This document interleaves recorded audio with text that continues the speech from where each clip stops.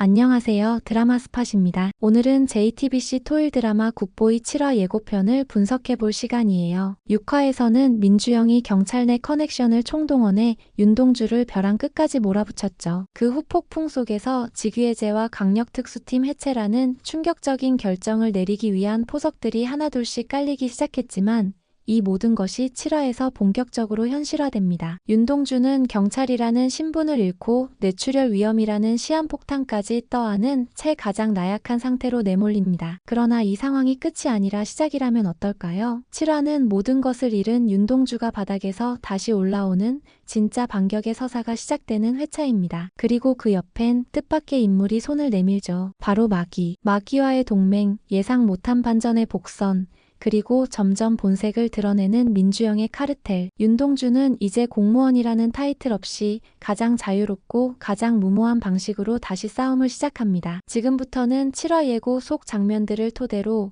누가 누구의 편인지, 누가 진짜 악인지, 그리고 윤동주의 반격이 어떻게 시작되는지 함께 파헤쳐 보겠습니다. 구독과 좋아요 눌러주시고 바로 시작할게요. 경찰의 상징이었던 제복을 벗은 윤동주는 이제 말 그대로 맨몸이에요. 보호도 없고 명분도 없죠. 하지만 역설적으로 그는 지금 가장 강합니다. 그를 가로막는 건 오직 하나, 시간. 언제 터질지 모르는 뇌출혈. 하지만 윤동주는 시간을 적으로 두는 대신 무기로 쓰기로 결심합니다. 이젠 단순히 정의감이나 의무가 아니라 살아남기 위한 본능이 작동하고 있는 셈이죠. 그런 그에게 손을 내민 건 뜻밖에도 마기였습니다. 마기는 단순한 빌런이 아닙니다. 재미없는 일은 하지 않고 쓸데없는 피는 흘리지 않는다는 철칙을 가진 인물이죠. 그런 마기가 윤동주와 손을 잡았다는 건 그 안에 어떤 감정과 이해관계가 얽혔다는 걸 의미합니다. 단순한 동정심이 아니라 윤동주의 투박하지만 강단 있는 방식에 흥미를 느낀 것이죠. 한편 민주영은 6화에서 윤동주를 완전히 무너뜨렸다고 확신했죠. 하지만 7화 예고에선 그런 그의 발밑이 흔들리기 시작합니다. 윤동주와 마기의 비공식 연합, 그리고 예기치 못한 변수들이 하나둘씩 등장하면서 민주영은 점점 더 불안에 휩싸입니다. 특히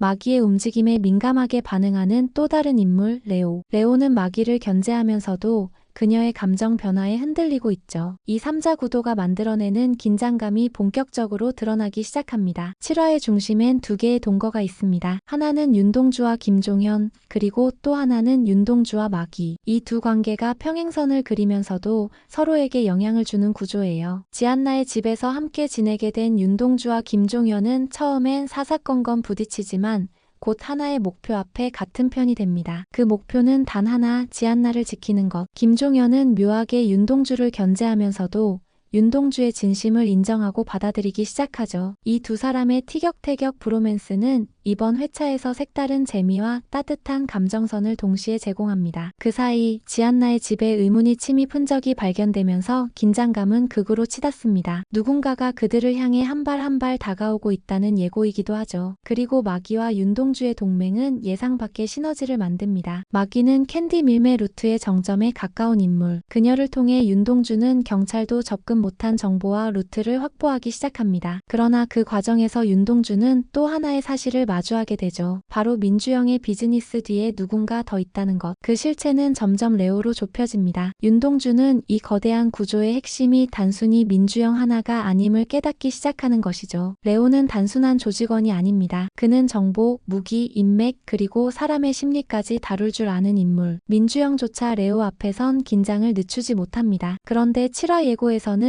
이 레오와 마기가 충돌하는 장면이 예고됩니다. 단순한 대결이 아닌 감정과 신념, 전략이 얽힌 싸움. 윤동주는 이 틈을 노리기 시작하죠. 그리고 여기서 하나의 놀라운 추측이 제기됩니다. 레오가 바로 15년 전 지안나의 아버지를 죽음으로 몰고 간 밀수 사건의 중심 인물, 바로 그 밀수업자의 아들이라는 것. 만약 이게 사실이라면 그가 민주영과 손잡은 이유도, 마기를 견제하는 진짜 이유도 단순한 비즈니스가 아닌 복수와 과거의 그림자가 얽힌 감정의 문제일 수 있습니다. 이 추측은 앞으로 전개될 검은 고양이 사건과도 직결될 수 있죠. 윤동주와 마기의 연합, 민주영과 레오의 연합, 두 축이 맞붙는 가운데 의외의 캐릭터가 또 하나 움직이기 시작하죠. 바로 신재홍. 늘 그림자처럼 움직이던 그가 7화에서는 본격적으로 국보위의 내부 정화에 나설 것으로 보입니다. 정의롭지만 조용했던 신재홍의 움직임은 국보위 내부의 갈등 구도를 바꿔놓는 기폭제가 될 전망입니다. 7화는 한 편의 첩보극처럼 전개됩니다. 각자의 정보전, 심리전,